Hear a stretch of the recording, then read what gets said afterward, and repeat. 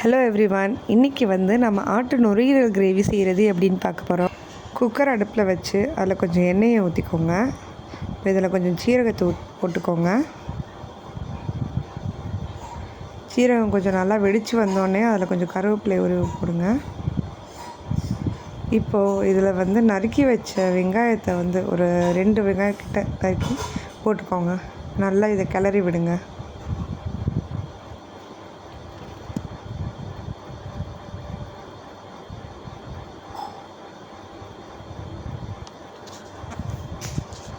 இதில் ஒரு பச்சை மிளகா போட்டுக்கோங்க.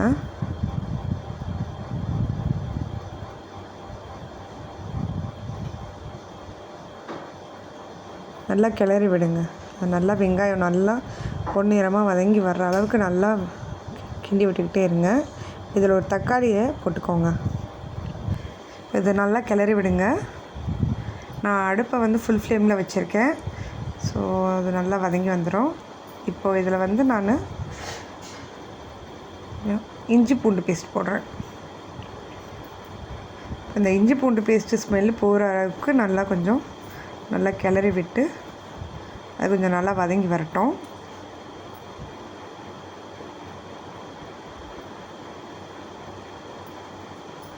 இது கொஞ்சம் நல்லா வதங்கி வந்துருச்சு பாருங்கள்.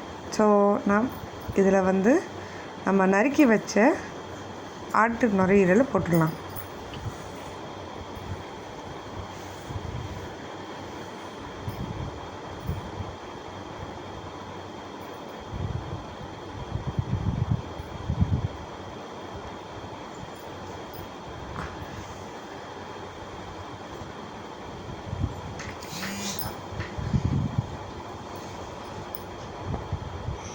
ஸோ கொஞ்சம் உப்பு, மஞ்சள் தூள், இதை கொஞ்சம் நல்லா கிளறி விடலாம். கொஞ்சம் ஃப்ளேமை கம்மி பண்ணிக்கோங்க.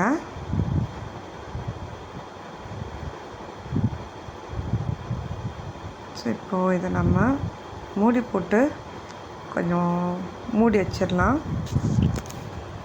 கொஞ்சம் நல்லா வதங்கி வரட்டும்.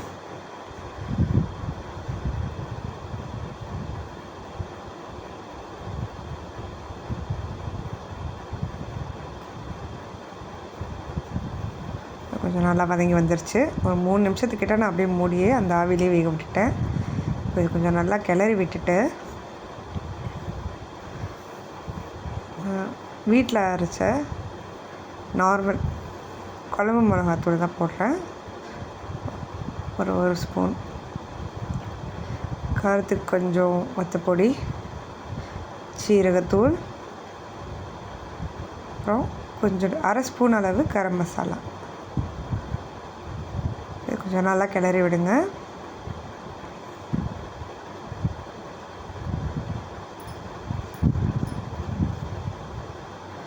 இதில் கொஞ்சோண்டு தண்ணி ஊற்றலாம். நிறைய தண்ணி ஊற்றிடக்கூடாது, அதுக்கு அவ்வளோ தேவைப்படாது.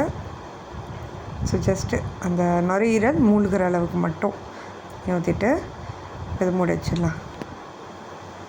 ஓகே, இப்போது ஒரு 4 விசில் வர்ற அளவுக்கு விட்டுறலாம்.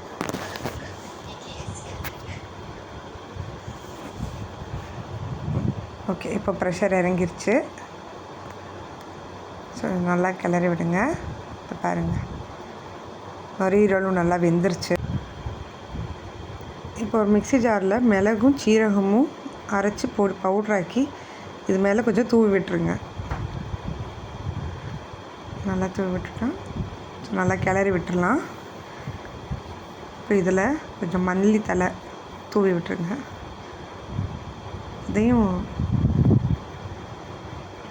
இதை நல்லா பரட்டி விடுங்க.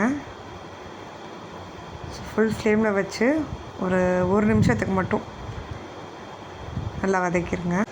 இப்போ இதை கொஞ்சம் நேரம் மூடி வச்சிட்டிங்கன்னா கொஞ்சம் ட்ரையாக வந்துடும். நுரையீரல் ரெடி. தேங்க்யூ.